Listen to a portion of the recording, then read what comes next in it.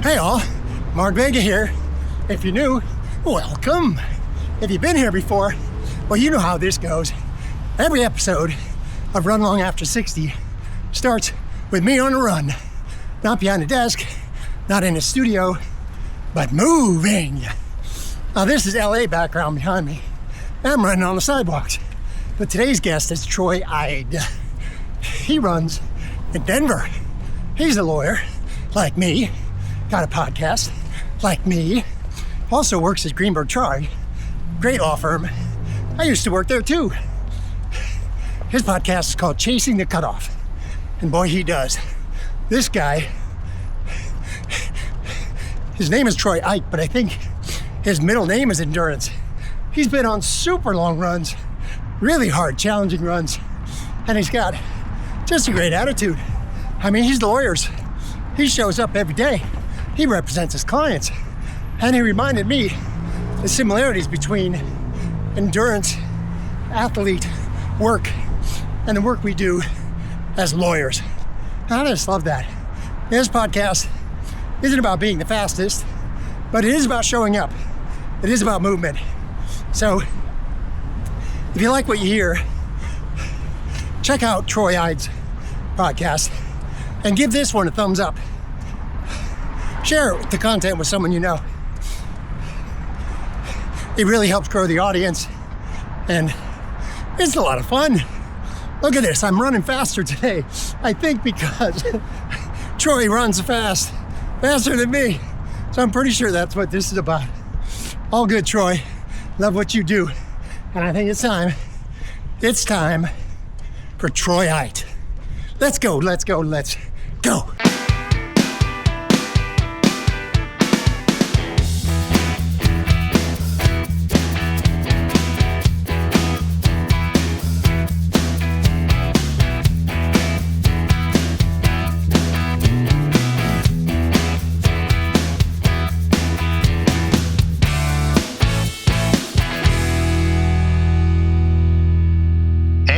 Mark Vega here. Today's episode's a little different because I'm talking with someone who just interviewed me. And then he stayed right here so we could flip the mic. My guest today is Troy Eid. He's a lawyer at Greenberg Traurig in Denver, a firm I worked at years ago in LA. He's a long distance runner and he hosts the podcast Chasing the Cutoff. He interviews professionals who are over 40. I don't know how he set that number, who do hard things. And what blew my mind is that he records his podcast at his desk at the law firm. And that's where Troy is right here today. So we're going to talk about running and law and endurance and aging and why chasing the cutoff isn't really about the cutoff at all. So Troy, welcome to the Run Long After 60 pod. I don't know. Mark, I'm so honored to meet you and to participate in the Run Long After 60 podcast, which I listen to and is fantastic. So thank you very much. What a kind man. And he's wearing it. He's suited up just for me. Now he might say something different, but I'm going to just, put it that way. All right. I guess I have to explain these days why I'm wearing a tie. Because people don't understand. Number one, men look like shit when they don't wear ties. I don't understand. No offense, but if you're going to wear a collared shirt, why would you not wear a tie? It's supposed to hide the unflattering part of your body, and so that's why we wear ties. But seriously, I'm wearing a tie because I actually have legal things to do today. So you're very kind and gracious to incorporate me, and I don't run in this outfit. I'm not sure about that. In fact, I bet, we should put a pin in this. Let's run the Javelin 100 one of these days together and wear suits. Why not? Okay. All right. Before we go backwards, I want to start where you are right now. Like if somebody meets you today, lawyer, runner, podcaster, what do you say you're doing with your life right now, Troy? So that's a great question. I am a very strange legal rifleman, I suppose. Okay. And my niche is so unusual. I'm the person that you go to if there is a dispute between a Native American tribal government or nation on the one hand and an energy company or, say, a state government on the other. If there is some big dispute over where a pipeline is being built or electrical transmission lines, maybe the location of a mine for hard rock mining, maybe a freeway project, there's some kind of a disagreement over water rights, you name it, I'm the person who's in the middle of that trying to resolve it. Sometimes as a lawyer, but really more often than anything, Mark, as a mediator, where the parties will pick me to try to work through that dispute and settle it somehow. So that's what I do. And it's a very unusual role for a lawyer, but I love it. It's very entrepreneurial, and I kind of stumbled on it over the years. And like Hillary Clinton, I just faked it till I made it. That's what I did. Okay, that's an amazing element here. And you're from Denver. You're in Denver now, and you're practicing in Denver. So does your practice with the First Nations, are they all in Colorado? Are you a Colorado guy? As many people who know me, I'm married to Allison Eid, who's a judge of the U.S. Court of Appeals for the 10th Circuit. And I don't do much work in the District of Colorado because of her, because she's a federal judge. I do some. I represent both of the tribes in Colorado, the Southern Ute Indian Tribe and the Ute Mountain Ute Indian Tribe. But nearly all of my law practice, as a result of what my wife does for a living, is someplace else between Alaska and Florida and the Northeast. So with energy projects, I can literally connect transmission lines from the East Coast to California. And I have literally work all the way across the country. And then also in Alaska, a lot of work in Alaska. And this is all under federal law. Is that correct? Like all your practice is federal law? Well, most of my practice is either federal law or tribal law. So I am the president emeritus of the Navajo Nation Bar Association, for example. Navajo Nation is bigger than all but, there are 9 states, I guess, that are smaller than Navajo Nation. It's the same size as the state of West Virginia. So it's a big place, and it's home to about 300,000 people and has its own court system and its own body of law. And I'm the president emeritus of that. For 4 years, I was responsible for the practice of law, answering to the Navajo Nation Supreme Court, and elected to that position. So that's just an example of a tribe that has its own body of law. So sometimes tribal law applies, sometimes federal law, sometimes both. Occasionally state law applies too, but mostly we're talking federal law and tribal law. How many lawyers are there like you with that practice? Well, according to the international guides, the main one being Chambers, which is out of the United Kingdom, there are basically 6 people like me. And we're all very different, though. I'm kind of a Nixon who goes to China. I'm a Republican. I've been a official appointed I was a Reagan appointee in the 80s. I was a George W. Bush appointee. I was the United States Attorney for the District of Colorado under George W. Bush. But also, I was a Barack Obama appointee. President Obama appointed me to chair something called the Indian Law and Order Commission for 4 years while he was president. So I've had 3 presidential appointments, but I'm a Nixon goes to China. I'm on the right side of politics. I'm not a MAGA Republican, but I'm definitely a Republican and not a Democrat. But I've been appointed by a Democratic president to a position of sensitivity. And you're 62 years old now? I'm 62, and I've been running since 1978. More or less. Okay, we're gonna get back to that for a second, but wait. You've held, I feel like a baby here. You've held serious responsibility. U.S. Attorney, high stakes negotiations, complex mediation, appointees from presidential appointees. Let's take it this way. What did endurance sports teach you about pressure that law school or practicing law never did? The idea that you can actually, if you set your mind to it, you can work through practically any challenge or any problem. I think that's the main thing.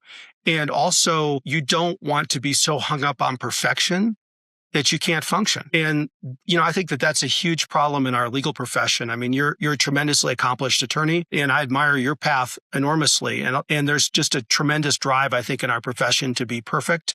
People pay us not for their happy days, but for their terrible days. We're supposed to help them get through the worst times in their lives.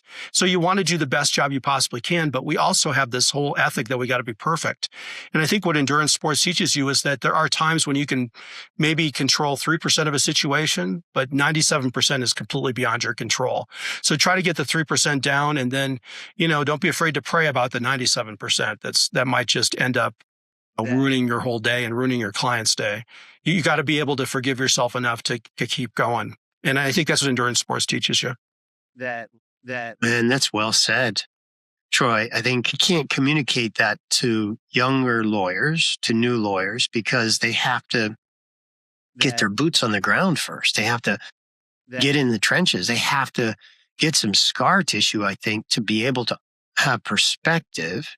But that's brilliant. A couple of years ago, I don't remember what client I was speaking with, but I said, life is too short to lawyer like it's not.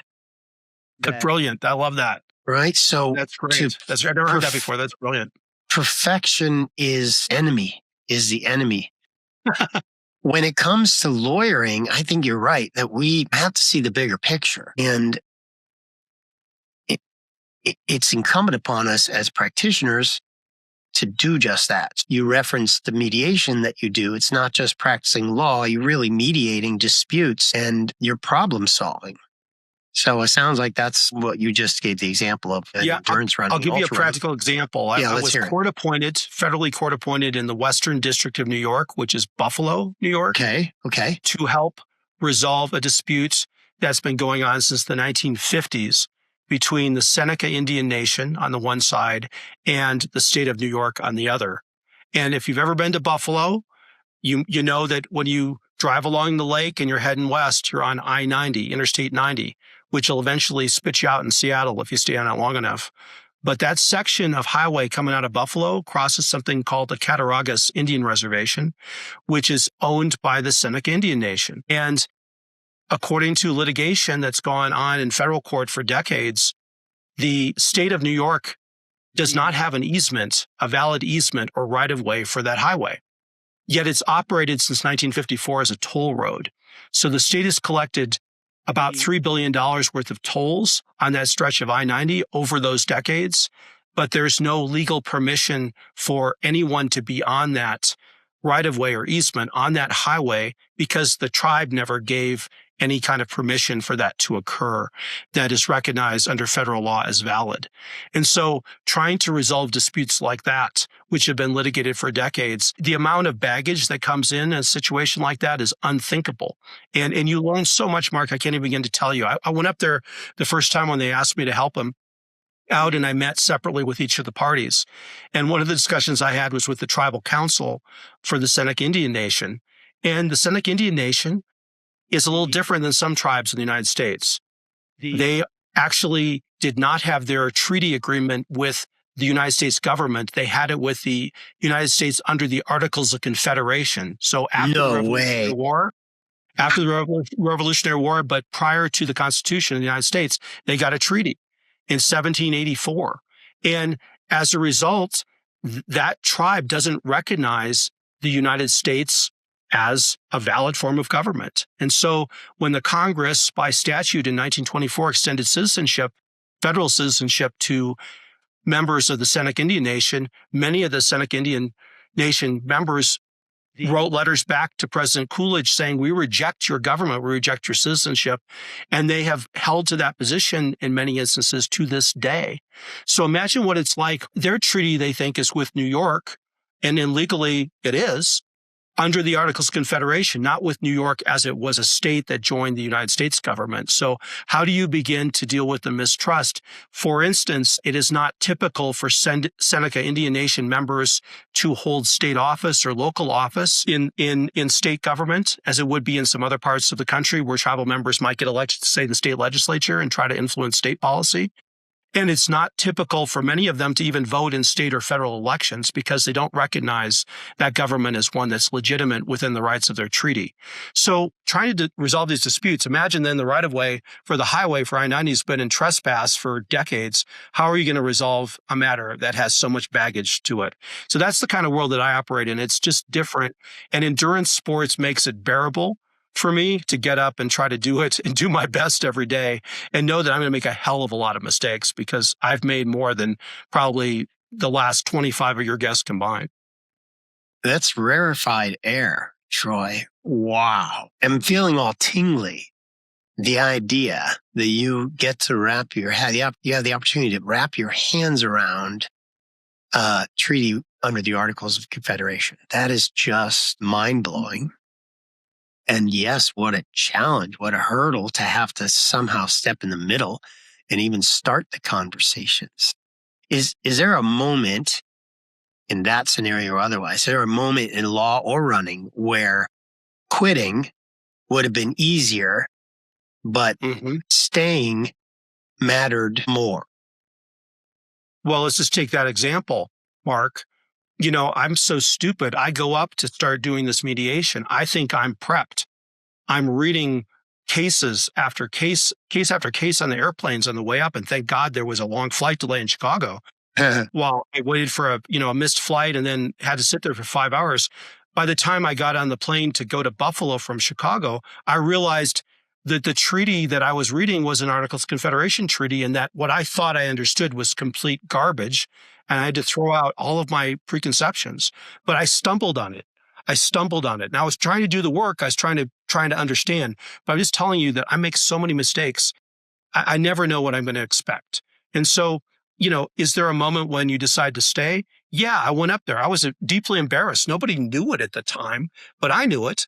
And then I had to walk in and talk to that tribal council and realize that a few hours before, literally, because I flew pretty much all night by the time I got there, a few hours before, I didn't even know what their treaty was. I thought I understood it based on my understandings of treaties in Colorado and other lower 48 states. I didn't realize New York was different. So yeah, there's lots of times. Pretty much every day I have to try to figure out how am I going to get over my disappointment in myself. And that's a great example of it. And it's true in running too. I mean, I mentioned I've been running since 78. It's not like I haven't had my share of DNFs or did not finish races. My best race last year was not the race across Scotland, 215 mile, where I won the Grand Masters.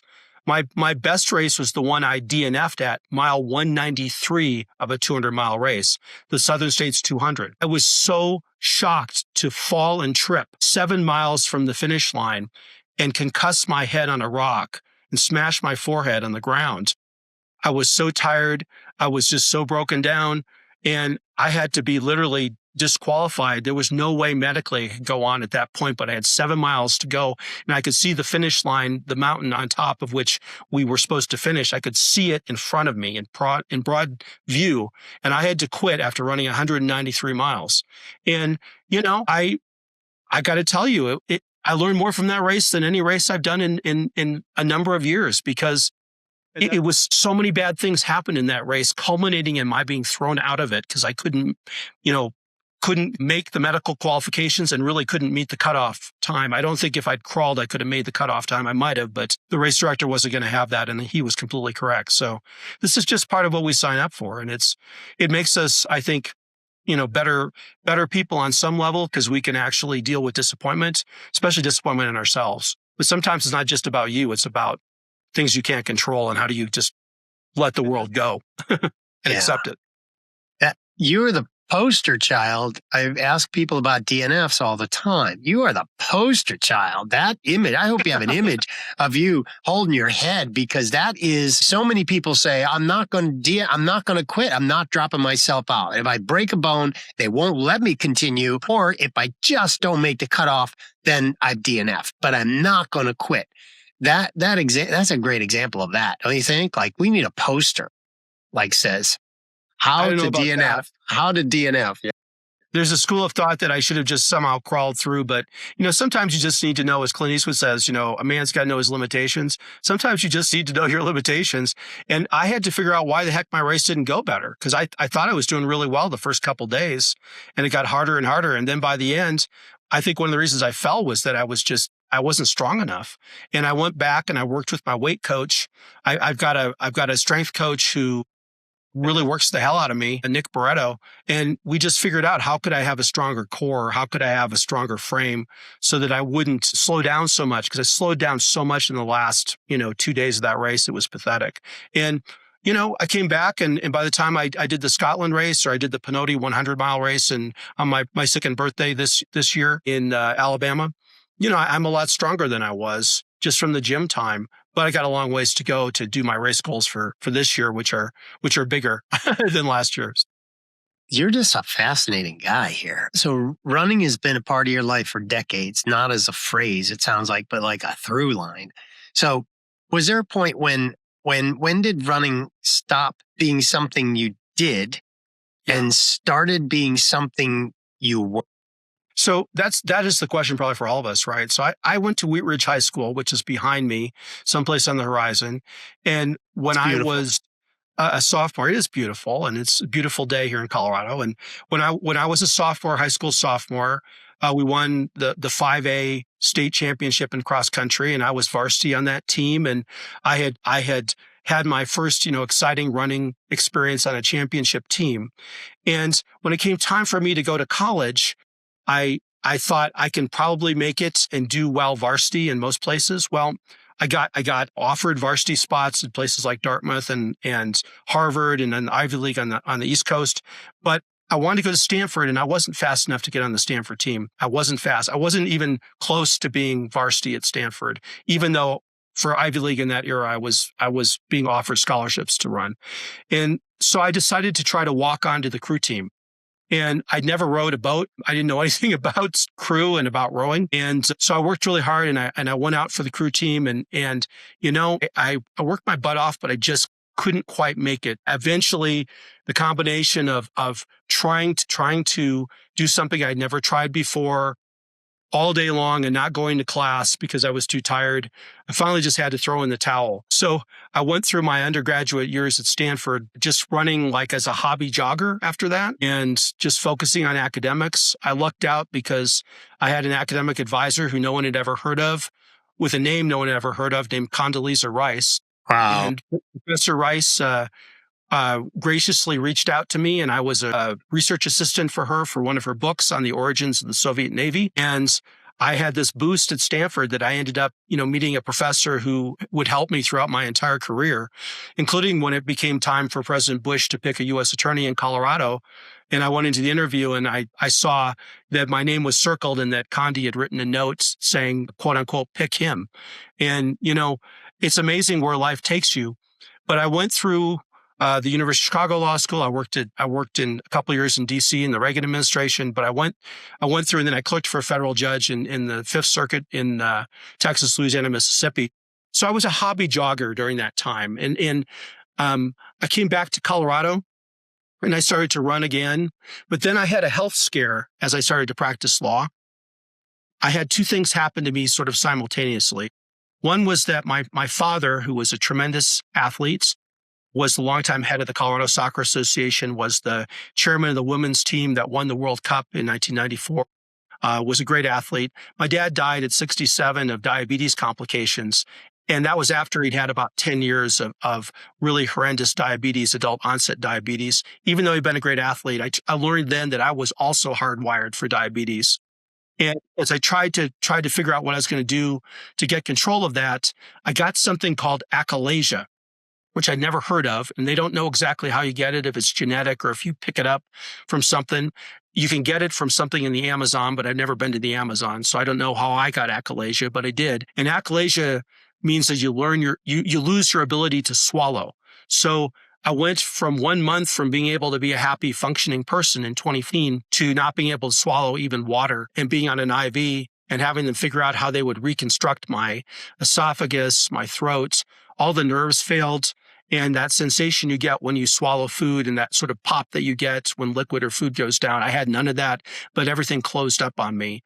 And so I had an operation, a very long operation, to try to repair the achalasia. At the same time, I was trying to figure out what I'm going to do to get over this prognosis of adult onset diabetes, the fact that the doctors told me that I was going to have to go on insulin. And, keep in mind, I was running 25 to 30 miles a week, and I was in the gym. But the doctors said, it just isn't enough for you. You're going to have to do something different. Your life priorities are not good. At that time, had you been a trail runner yet? Or you were no? Okay, from Colorado. Keep going, I was a road runner, and and I obviously I'd ran when I was younger, and I was active in college and did a little bit of crew, but that was early on. And then I went through my career, and I thought, well, I'm just going to be the middle-aged man. I'll get married and have kids, and go to the gym 4 or 5 times a week and run a little bit, and that'll be fine. But the doctors told me that will not work for you. You're not going to make it. You're going to end up on insulin. You're probably going to end up being dead very young. And so what I had to do was work with some physicians who retooled my whole life. And they basically said, we're going to rebuild your whole ability to swallow, but now you're going to swallow different food. And now you're going to exercise differently. And by the way, are you good at anything athletically? I said, well, yeah, I was a pretty good runner. I can run. He said, well, just keep running and keep adding miles. So that's where I started to bump up the miles. And I found that I was still pretty good, that after a year of just significant weight loss, about 35 pounds that I lost from the surgery in 2014 to mid 2015, that I could train for a marathon. And I hadn't run marathon distance since high school. And I ran my first marathon and I qualified for Boston, and I just took it from there. And I started to really get out on the roads and just mix it up. So for about 10 years, I just really was focused on road racing. I did marathon majors and so on. So yeah, I mean, I was around a 250 marathoner on the road. And even after I lost my right Achilles in an accident, I had that repaired in 2017, an experimental operation. And they used my stem cells and they built a fake Achilles, not a cadaver, but they built a fake one in my right leg. And I was told I wouldn't ever run again by two doctors, but the doctor at University of Colorado who did the operation said, you'll just be different, but you'll be able to run. And she was right, Dr. Michelle Walcott. And I went from not being able to walk and being in a wheelchair in the fall of 2017 to running a 3:07 in the New York Marathon in November of 2018. Hey, stop for a second. Wait. This is great and crazy. Then and now, does your right leg and your left leg feel different? Like, do you know that Achilles? Describe how? What does it feel like? Because I've been talking to a lot of rebuilt people with rebuilt everything, but I've not had an Achilles person. Well, my right leg, because of the way the accident happened, my calf is about a third smaller than my left calf, and I can't do a damn thing about it. No matter how much weightlifting I do, it's just how it is. Okay. I lost a lot of mass down there, and the Achilles that grew in, the fake one, is actually probably stronger than my natural one. So it works great. But the problem is my legs don't balance. I still lift more with my left leg, the undamaged leg, than the right leg, even though I do a lot of weightlifting. And as a result, I have worn a hole in the cartilage in my weak leg, in my knee. So I'm missing more than 90% of the cartilage in that joint. So when the doctors gave up on me, Peyton Manning's knee doctor quit on me 4 years ago, just said, you're done, stop this long distance running thing. I got another doctor who works on Lindsey Vonn, and she was willing to take me. And God bless her. I have a combination basically of a weightlifting regimen where I've got a lot more dense muscle fibers down there. And then I do PRP, spun blood platelet injections periodically to regenerate down there. And then I also, for long races, I'll do 2 or 3 hydrocortisone shots a year. And sorry if that somehow, ends my running career earlier. I have to do it. So I do it. So you do it. All right. This is many times I have the opportunity to talk to my guests by holding up their Ultra Sign Up stats. So Ultra Sign Up is the go-to place where you document all of your ultra and distance trail races.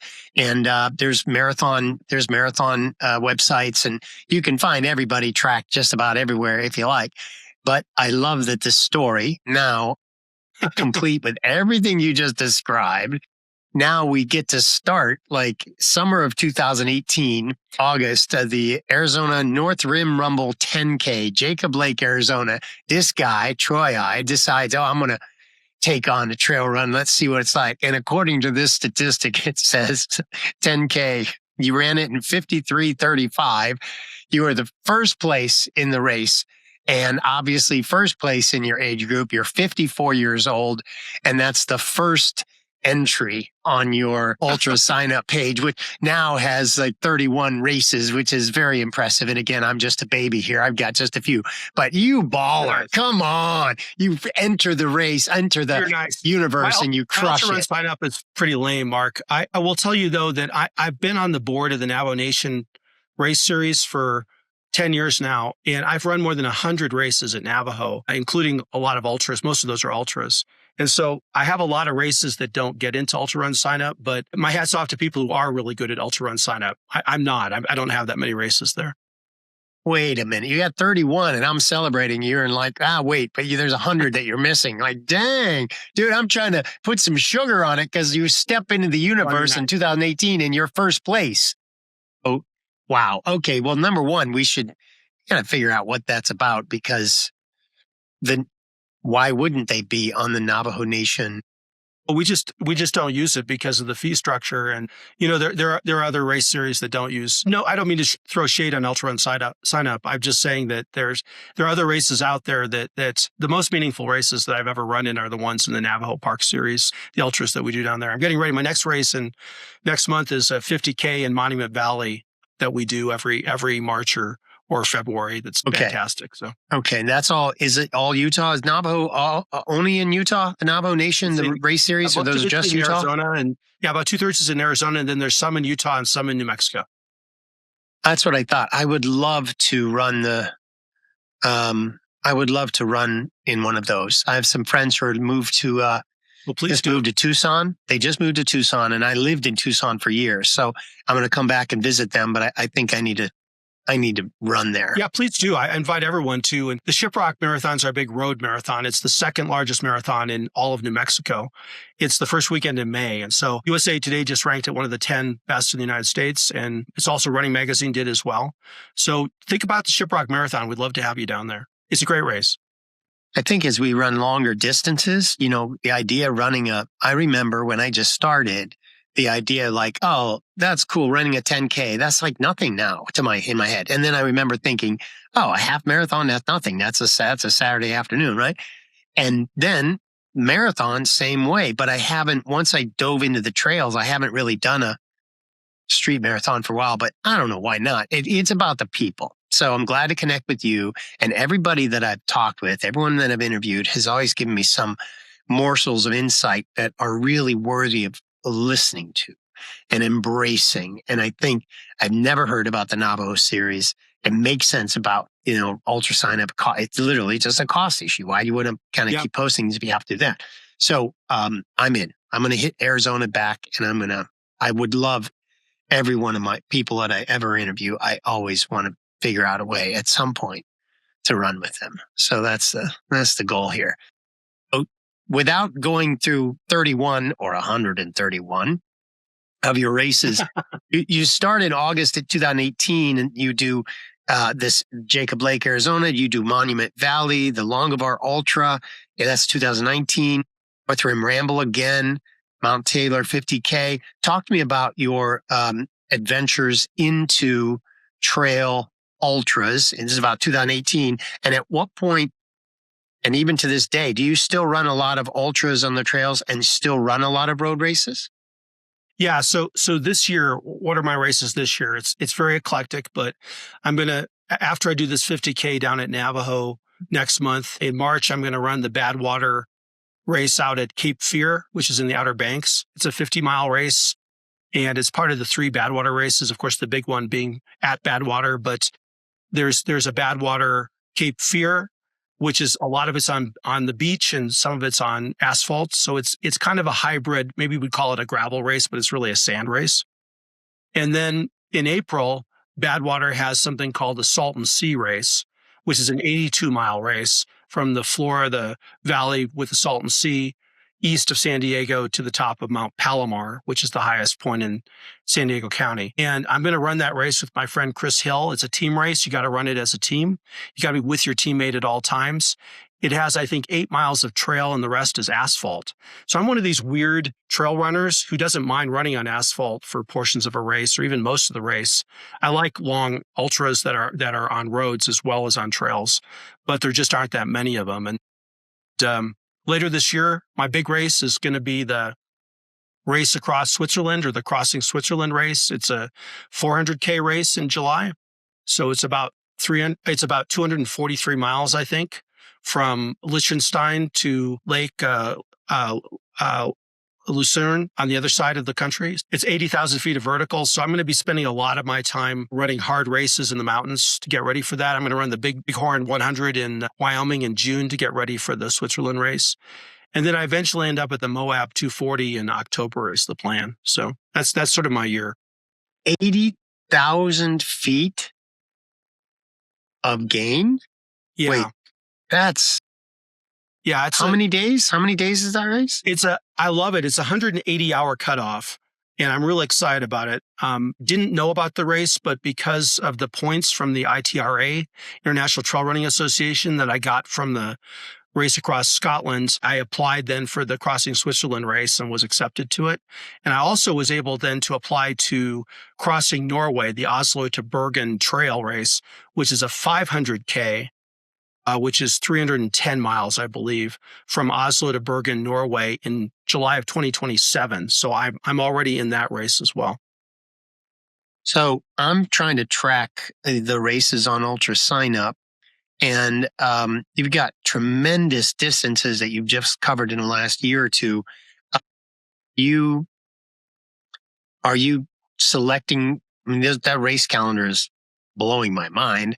Are you going to continue to just do longer distances, do you think? And in the meantime, I guess you must do training runs all the time, obviously, to stay fit. So are you? Yeah. What a great path. But are you consciously making those kinds of decisions? You know, I really found the race across Scotland was such a great experience. How did you discover that? How did you discover that? Sorry. How did you discover I didn't know about it, Mark. I just literally, I was looking at the site for UK Ultras, which is, I think, the biggest ultra running site in the UK. And I looked at their races and I found this race across Scotland. And I thought, that's their hardest race. I think I'll sign up for that one if I can get in. And I got in. I was really excited to get into that one. And I used my time from the Cowboy 200-mile race and even though that was a flat race in Nebraska, it was the weather conditions were so extreme. The first time they did it in 2023, that's where I met Paul James Johnson. We were in that race together. We were running. It was between typically 20 degrees and 0. The wind was in your face the whole time. And at the very end of the race, it snowed. It was in November in Nebraska. It was a miserable experience, but it made us a lot tougher. And it made me think, even though it's flat, I can pound myself through almost anything. And if you add miles and they're up and down miles, then you just do more strength training.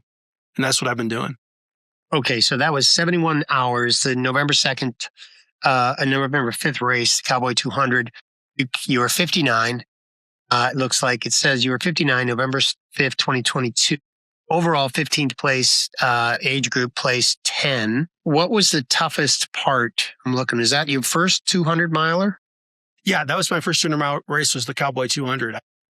I don't know why I picked that one. I think I just was daydreaming one Sunday afternoon about what races could I run. And I thought I did the, 500 miles from my house and it popped up. And so my wife and I went out there. How do you step up from a 50K, 50 miler, 50K, 50K, 100K, 100 miler, 20 mile, 55K, 50? How do you step up from there to 200? You asked me that question earlier. Now I'm asking it to you. Like, what? How did you, in your brain, how did you step up there? I'd be curious to see what you think, Mark. I don't know what your thought is. To me, the hardest jump to make is from 50K to 50 miles or from 50 miles to K. I found the jump from 50 miles to 100K to be really, really hard in mountain racing. It just seemed like so much more time on feet and so much more discomfort. Once I kind of got the 100K concept under my belt, it got a lot easier. A lot of this nutrition too. The nutrition strategies that you use in a road marathon, for example, which I was trying to import into ultra, those strategies weren't going to work.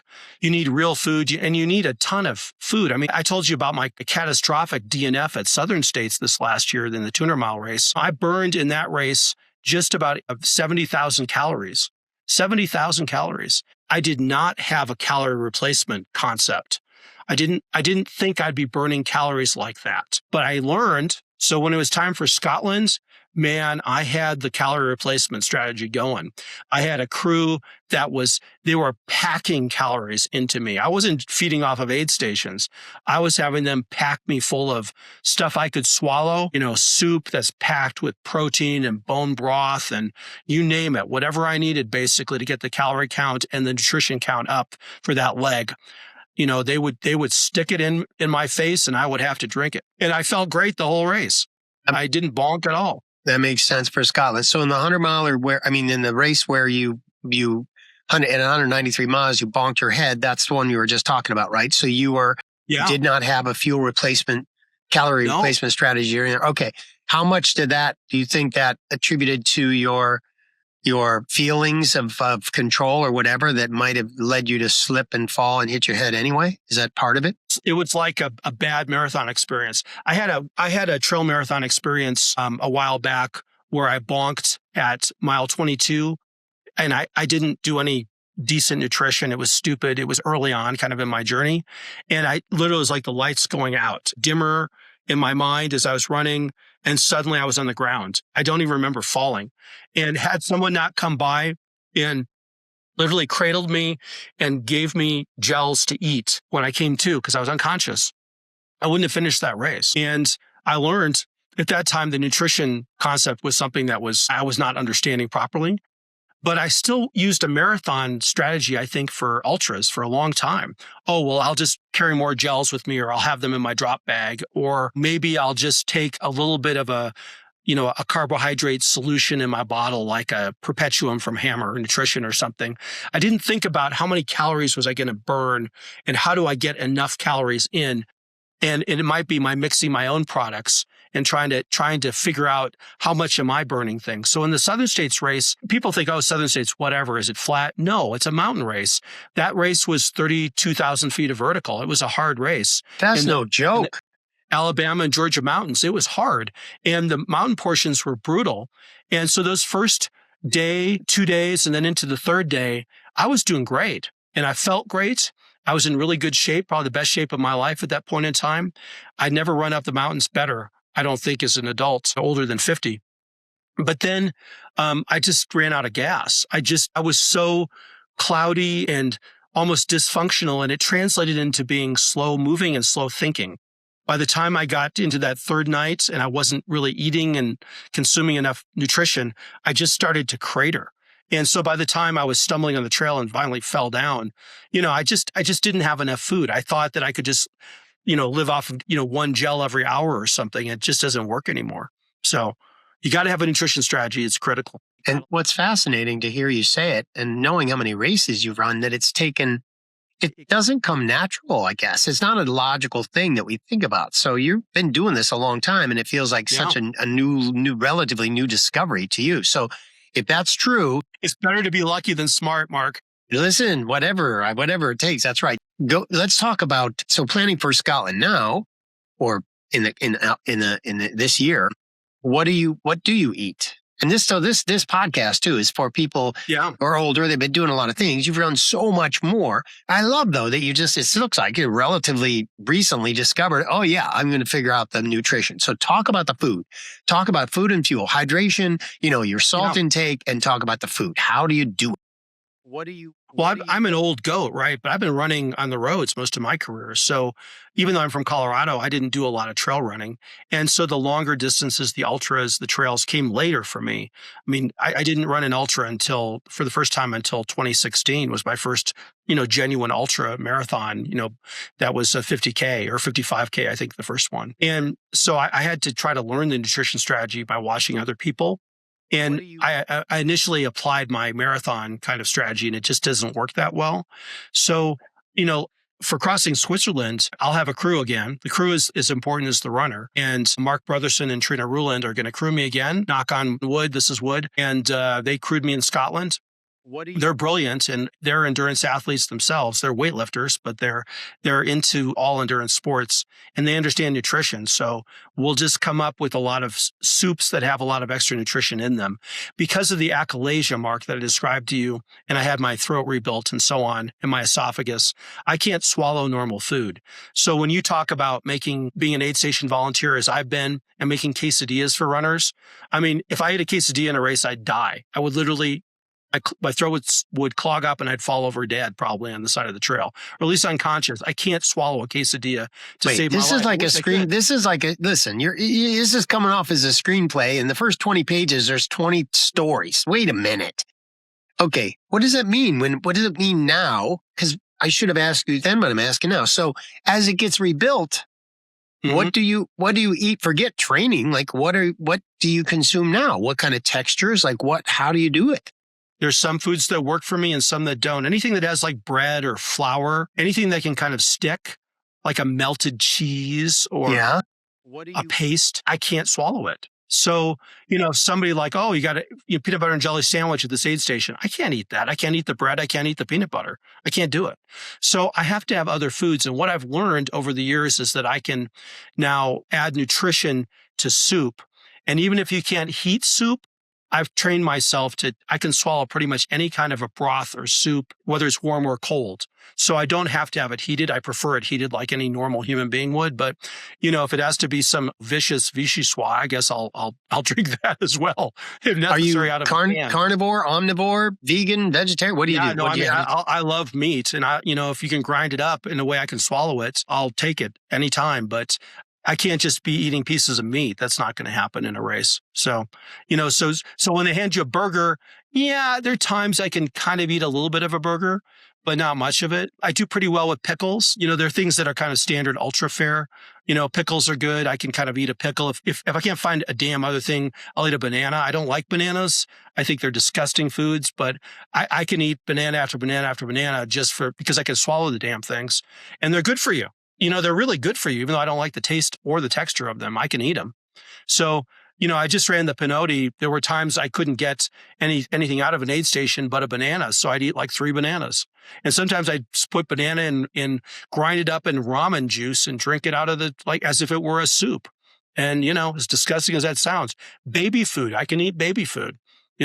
I like a lot of baby food, but don't tell anyone that I really like Gerber the best. So. Right. Okay. You're brand specific. Yeah, I'm sure. So the Pinotti 100 in Sylacauga, Alabama. Sylacauga, Alabama. Sylacauga, that's right. 61 years old, 29:34:09. Okay, bravo. That's an impressive feat. Do you eat artificial? Do you eat gels? Do you eat gels. There are some brands that are better than others, but like a Morton gel is perfect for me because it's kind of a really light gelatin. I can swallow that really. It doesn't stick. I do well with the Hammer products. I do well with Spring Energy. I do well with the Huma because it's doesn't have any added sugar and it's really easy for me to swallow. So yeah, but there's, like a goo is not good for me. A goo sticks. So it's just trial and error. You practice it and you find what works and what doesn't. When you're on a 100-mile race, 200s are separate. When you run a 100-mile race, generally, are you using a crew and pacers or no? So for the 100-mile race, the last one I just did, the Pinotti, which was a mountain race in Alabama, but was a mountain race, was about 29,000 feet of vertical. I used probably about 45 gels in that race. My wife was the crew in the sense that she ferried. I had one pacer, my friend Chris Hill, who met me about halfway through the race, the second half. Thank God he came up from Dallas to do that. We had a great time together. He's a tremendous athlete. He's in his early 40s. He's a triathlete, and we have a great time together. So Chris and I ran together, and he understands my weird dietary needs, and so he doesn't make fun of the fact that I'm eating more gels than most people. But I'm also, I'm trying to arrange with aid stations to have soup or something that I can actually swallow. And if I can't, then perhaps Allison, my wife, has taken, a thermos or something with some soup with additives in it, like bone broth powder. That's a great additive that you can dissolve in soup. It's really good for you, and cache that someplace so I can get at it. That makes sense. There was a while when I was paleo only, and I was like a bone broth fanatic. Everything was bone protein, bone broth. Blah, blah, blah. I loved it. A year ago, I started veganism January 1st of last year, 2025. Not morals or ethics, but just so many athletes were just vegan. So I'm like, I'm going to try that. As of COVID, long COVID, a couple of years ago, I lost my taste of sense and smell, unfortunately. Oh, I'm so sorry. No, so sorry. I don't know what I'm missing, but now I have become a texture expert. So when you say banana, I understand the value of the texture, man. So when I have my beans and my tofu and my cabbage and my, everything I'm doing is all for some kind of texture.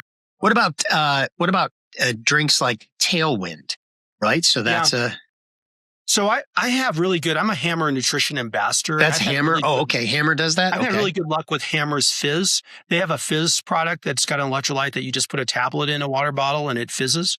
Okay. And I've really had good luck with that. I've tried different kinds of carbohydrate mixes. Scratch is probably my favorite, but usually have one bottle that's just drinkable and the other that's maybe some kind of a carbohydrate replacement. So I have 2 bottles. But, we sometimes get sick of those flavors in the really long races. So I'll be the first to admit that when I need a pick-me-up, I want regular Coca-Cola in my bottle, and I'll just have them put it right in my bottle. If they have Mexican Coke, that's even better. But I like Coke. I don't drink Coke except in races. I don't drink it at home, but I like it in races a lot. Yeah, that makes sense. So I'm looking up fizz right now, see what it has. So 200 milligrams of sodium, no carbs. Okay, so this is no carbs in that. So okay. Do you eat any carb products? So in the other bottle, I might have Hammer Perpetuum, or that's the main long distance fuel that they have. They have some other products, but I like to use the Scratch carbohydrate products too. Okay. But I will sometimes add bone broth powder to them. Okay. I'm going to check those. I always do for the most part of these days. I mix bone broth powder in an equal ratio. Do you find yourself becoming I love to hear Hammer brand ambassador. That's cool. Are you a brand loyalist? Like when you find something in your life that works, do you just stick to it? I'm a Hammer brand ambassador because they asked me, which was so funny. I mean, I'm like, sure, no one's ever asked me to do anything. I'm glad to help you out. You're helping me out. I get to wear a Hammer t-shirt or something. But I like their products. I believe in their products, so it's easy for me to talk them up, the ones that I use. I don't use all their products, but I use some of them. It's funny, like for equipment and so on, I'm definitely a person who likes to try some different kinds of gear. I probably buy more pairs of shoes than I should, mostly because I grew up running, as I talked about in the 70s and 80s. I mean, I remember when we went to Boulder, we went on a school bus from Wheat Ridge. Imagine that. And behind me there, a yellow school bus heading up to Boulder. It was a school trip because the Nike waffle trainer had come out. And we went to Bill Rogers Running, which was the only running store up there. And it was so cool to have a running store. And the cross-country team, everybody, it was arranged. We each got a pair of Nike waffle trainers, which none of us had ever seen before. And mine were blue and gold, baby. The blue and gold. Those are beautiful. Mine were lime green with a blue stripe, which was pretty cool to have a lime green pair of shoes. Yeah, they were the special Bill Rogers version. Yeah. But anyway, so I have a warm place in my heart for Nike because of the 70s. I like to try out different kinds of gear, and I'm kind of a gear. When I tried Tailwind, I liked it because it was smooth and easy to drink. Yeah, Tailwind's good. Actually, when I did my 50-mile race, my objective was to see if I could just do it on Tailwind only. Yeah. How did that go for you? I had some other gels and stuff that I took with me, but it worked. Like the whole way, it was fantastic. But later, I'm still learning how it feels because I didn't perceive that I was bonking or I was slowing down or what. I didn't understand that if I had taken some other kind of carbs and squeezed it in, a gel and squeezed it in my mouth, or took in a couple extra salt capsules, which I never did. Mm-hmm.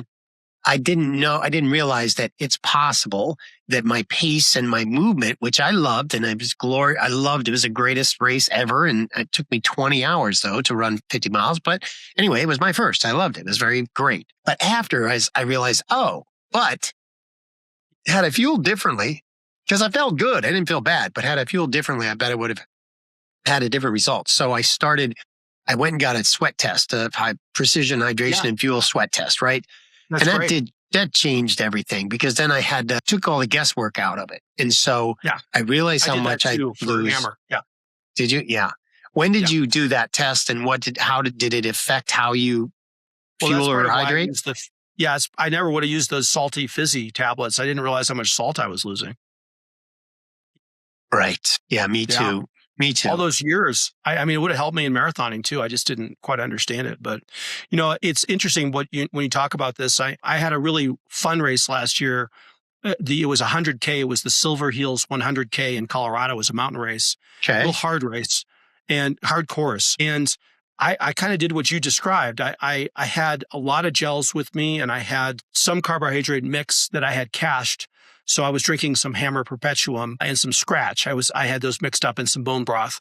But, once I got past about 52 miles or so, and I had to go up yet another, it was like the 8th mountain pass in this race, I was spent. And there were people starting to camp. It was getting dark.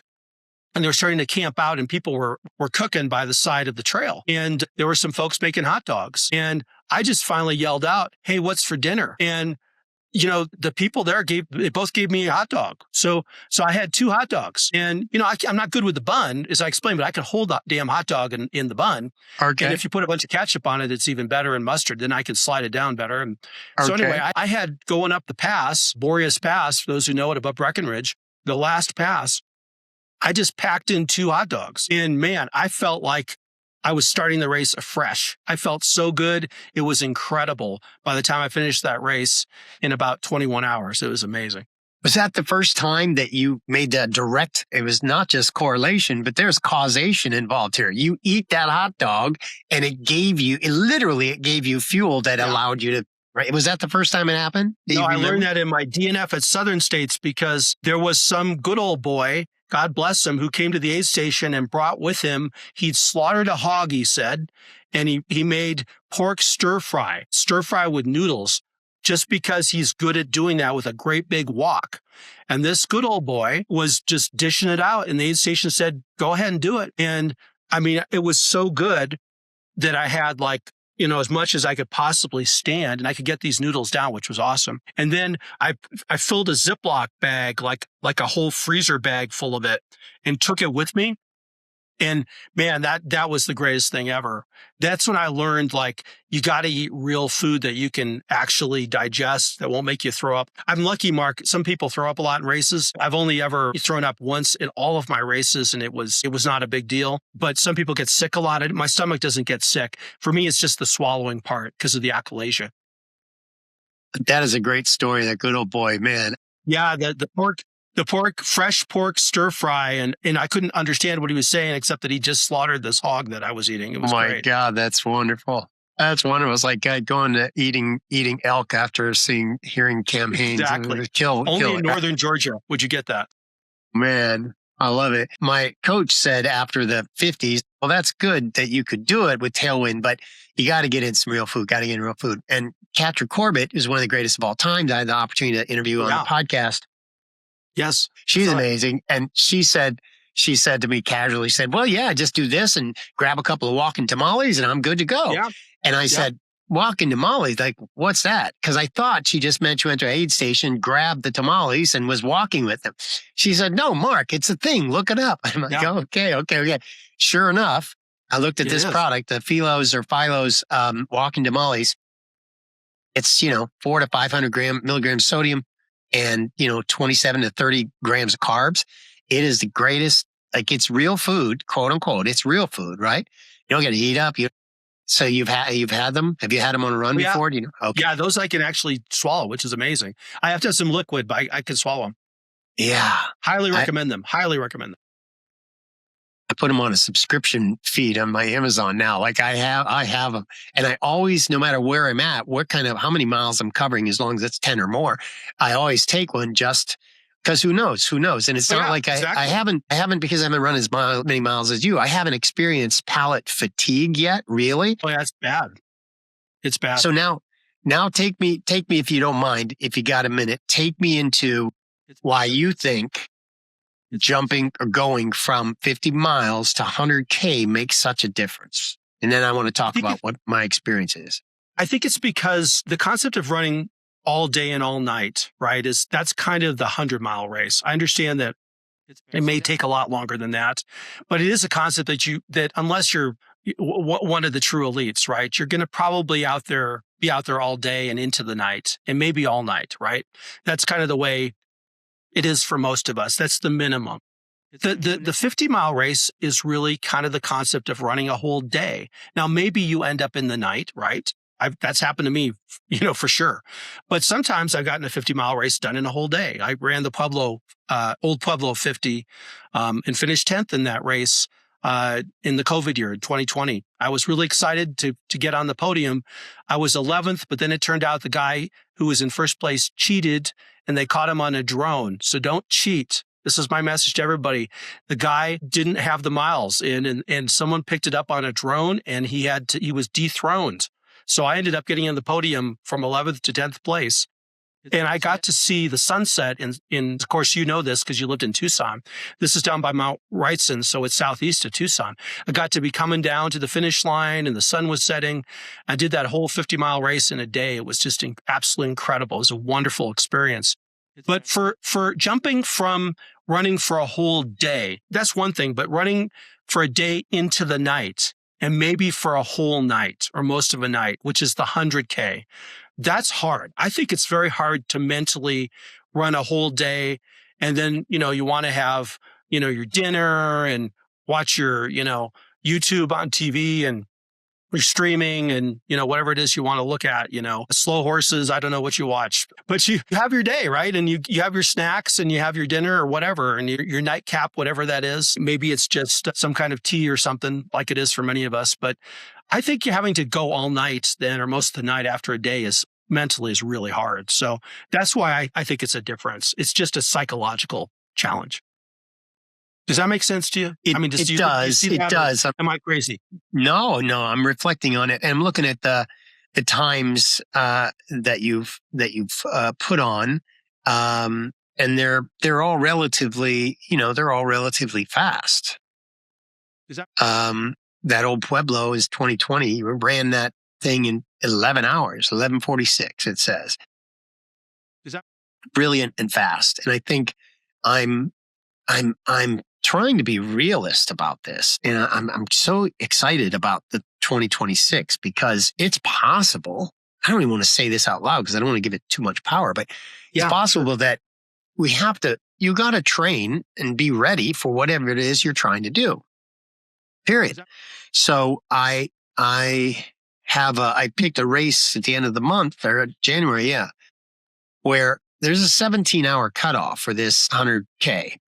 And in almost, we're trying to run the data, and I'm data don't lie. So I'm like being ruthless and relentless about it, but I'm still trying to figure out, well, wait a minute, is what past experiences have I done that demonstrate that the data says, yeah, this makes sense to make it through at 100K at 17 hours. So I've attached importance to the heart of the race and why I want to go do it. And that's important.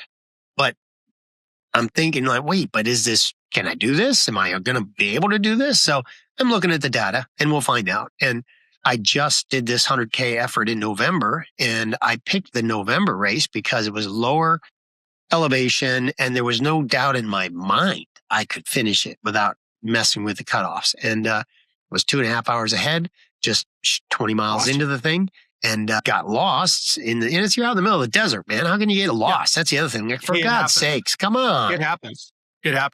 So I burned up so much of that time, and I made it back okay. And you have to retrace your steps and find out where you left a trail, and it followed all the rules and all that, and get back. But I burned up so much of this bank of time that I built up because I'm not fast, but I built up some time.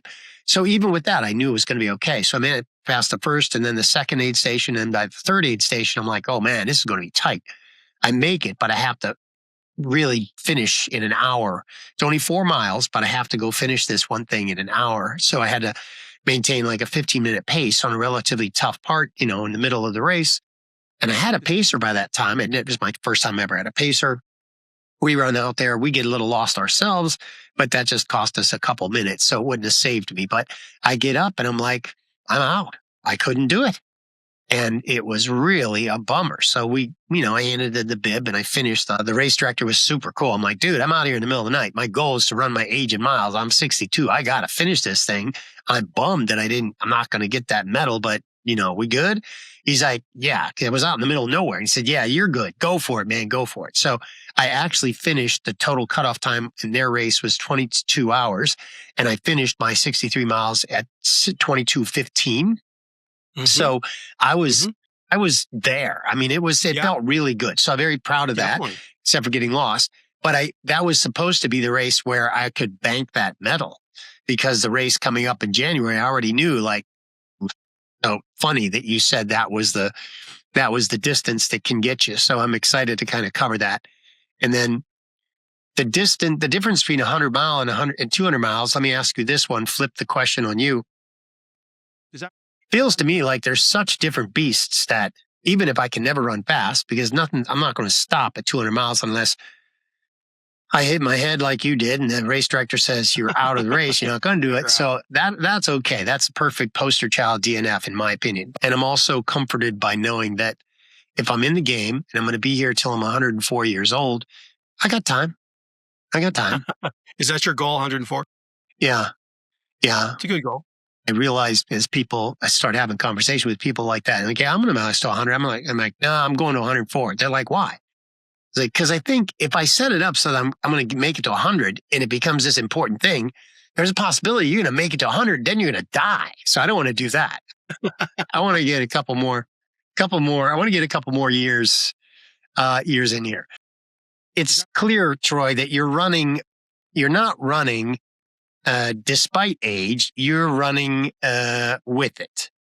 Is that aside from, I mean, it's hard to say all these medical issues, all the issues you've already overcome. It's kind of bizarre, but what adaptations have you had to make physically or mentally that let you keep going? I mean, you just shared with me this calendar you've got. It's like bigger and bigger races. So what adaptations, if there are adaptations that you've made physically or mentally that let you just keep on going?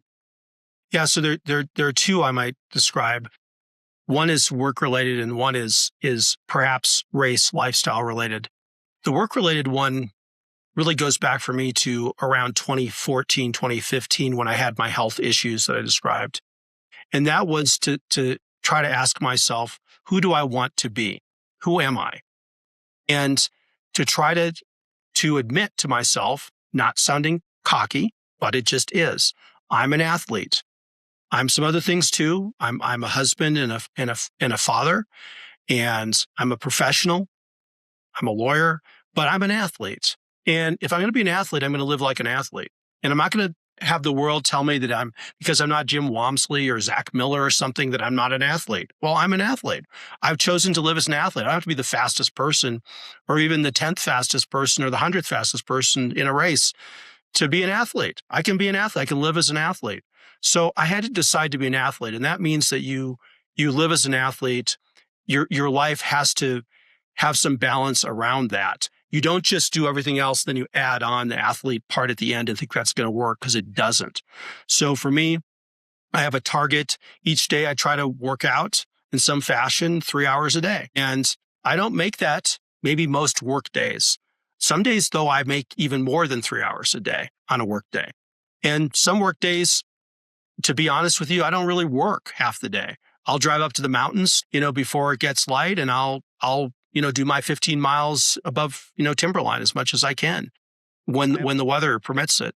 So part of it is the work-life balance, if you will, and recognizing that the balance has to be properly calibrated around being an athlete and who you want to be. The other thing is the second part of it is, what are you actually trying to achieve? What do you really want to make out of your life? I really want to try to encourage people who are struggling. I've struggled myself with a lot of different health challenges. I have a demanding job. Clients don't pay me because they're happy. They pay me, like I said, because they have some really terrible problem that they think I can maybe help them with. And I want to try to do my best to help other people. I made that path. And I had to recognize, in terms of lifestyle, that my lifestyle had to change. So when I turned 60, I started to think, I'm going to have to work a little smarter and maybe not quite as many hours as I used to work. And I'm also going to have to bring a little bit of comfort into my life. So I now own, as of last September, I own a Winnebago Sprinter. So it's a little Mercedes that has a Winnebago shell on it. It's a 2020. It's 26 and a half feet long, and I can sleep in it.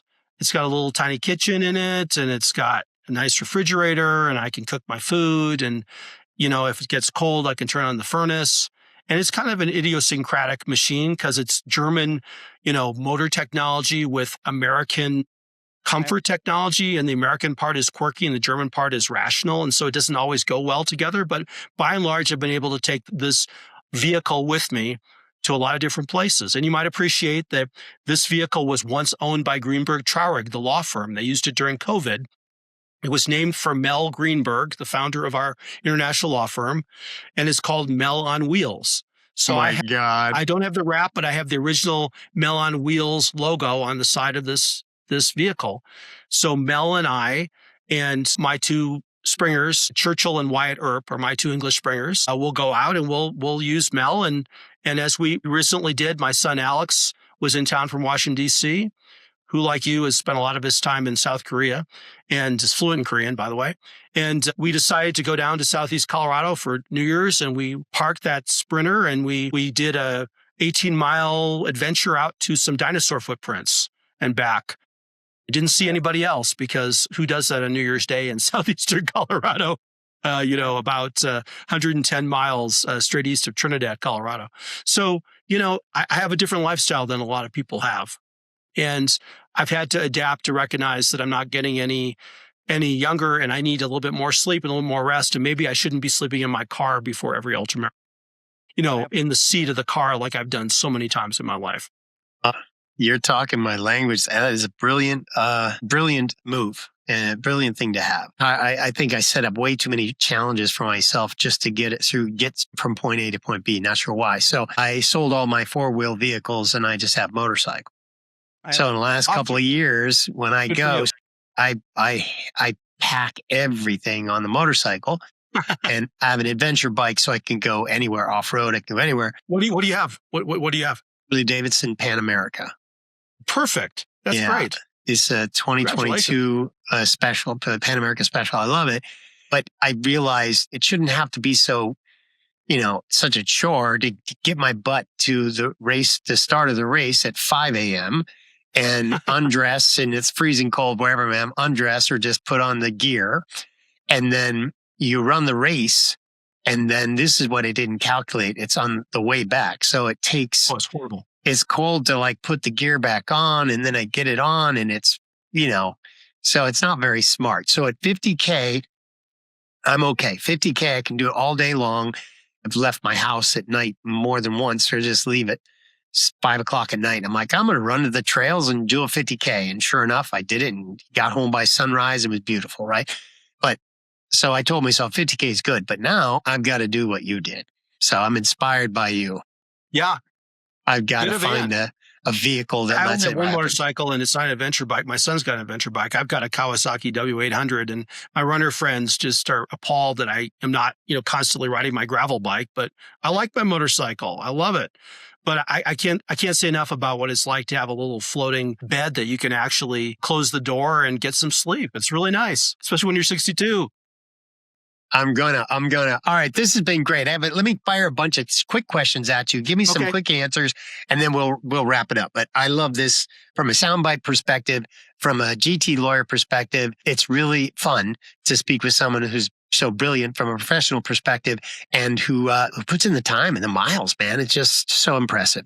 And I love those two dogs again in this most recent Instagram post. I'm like, God, this guy and those two dogs, like this is their earth. Like they are walking their space, right? So they live their best lives every single day, and they make sure the rest of us know it. Yeah.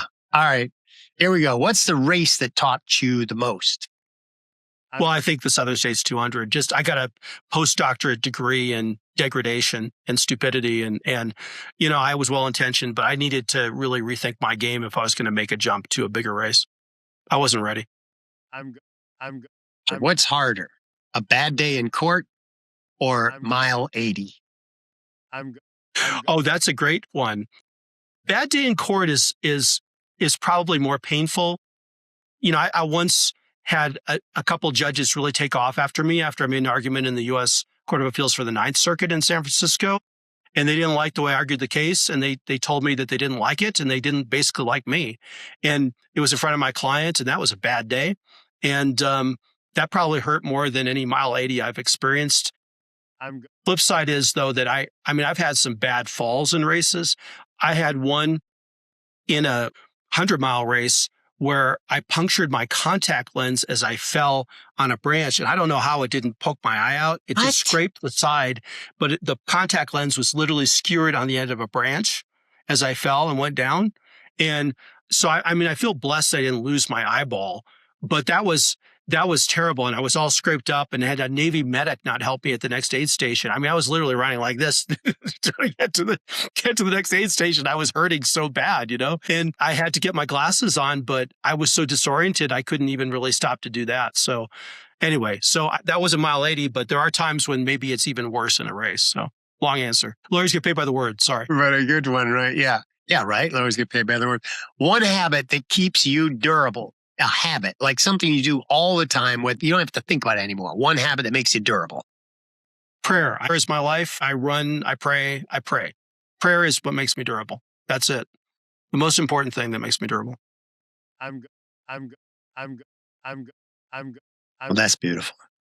A guest on your podcast, and you can talk about the podcast a little bit too. I meant to do, let's do that too. But a guest who changed how you think. Well, I had Mark McDonnell on, who was in the race across Scotland with me and finished right in front of me, which was awesome. Maybe about, an hour or so ahead of me. He was great. And he was the last chief petty officer in the British Navy on a destroyer. They don't have any destroyers anymore, which is shocking when you think about it. And especially with your military background, just imagine that the English Navy does not have a destroyer anymore. But he said in the podcast that I asked him what his worst hallucination was during that 215-mile race. And he said that he was chasing a group of runners by himself in the middle of the rain one night. And then he realized after a while it was a herd of sheep. And I have never looked at sheep the same way again. All right. What about something you're still chasing off the course?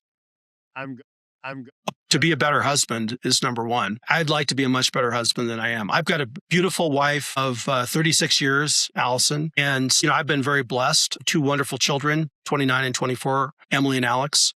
But I'd like to be a better husband. And so that maybe I'll get it right at some point in time. That's why we call it practice, huh?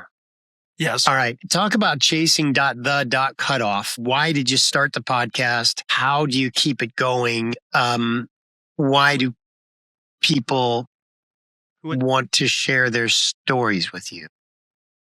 So I have a friend named Stephanie Berry who said, you should do a podcast. And she listens to podcasts. And I didn't really listen to podcasts when she suggested it.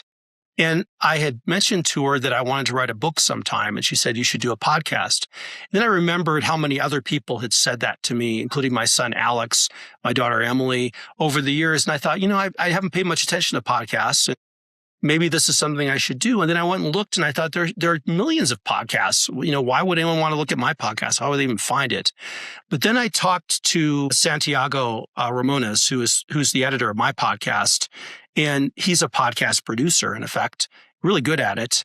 And he said, you got to know what your goals are. He said, if you want to try to monetize your podcast and have millions of viewers or whatever, you should do product reviews. And, that's kind of what you do. I mean, it's easy to do those things. And if that's what your goal is, you can just have a goal to monetize. I don't know if it's easy, but it's certainly feasible for you or me to do that. We could hawk shoes all the time and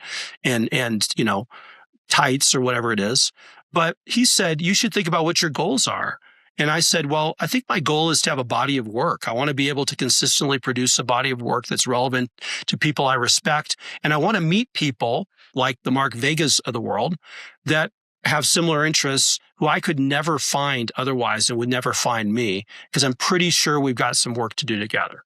And I don't know what it is. I don't know if it's in politics. I don't know if it's in civic life, if it's in endurance athletics. I don't know. But we have friends. We talked about Paul James Johnson, another friend like that, who, he's someone we know through racing, who inspires us, inspires a lot of people. We should encourage him.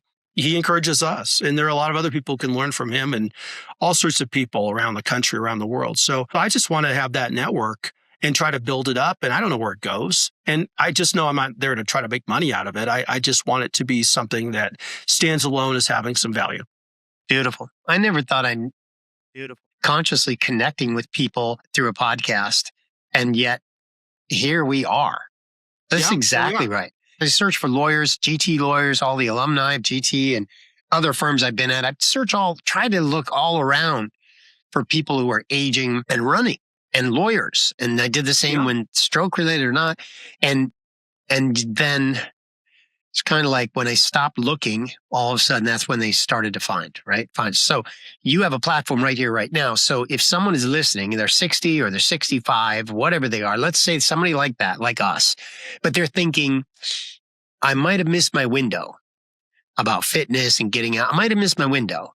What would you want them to hear? Beautiful. Well, I would just want them to hear, your story, Mark, about, you described, on my podcast, you described how you overcame 2 strokes and have been able to achieve just tremendous things and have this network now of friends and supporters and the impact you're making. And, for someone like me, I'd just say, I had doctors write me off, several times. People tell me I'd never run again. And that's hard when you've been running for decades and you don't want to stop. And doctors say, oh, why don't you act your age? You need to play golf. Well, I like golf. I'm a terrible golfer, though. I shouldn't play golf. It doesn't do justice to anybody when I play golf. So just be yourself. And I would just say to that person, if you want to add miles or you want to try to, compete in a triathlon like my friend Tom Downey did, on this podcast, he just wanted to remake his life after he had a health scare, kidney stones. You can do it.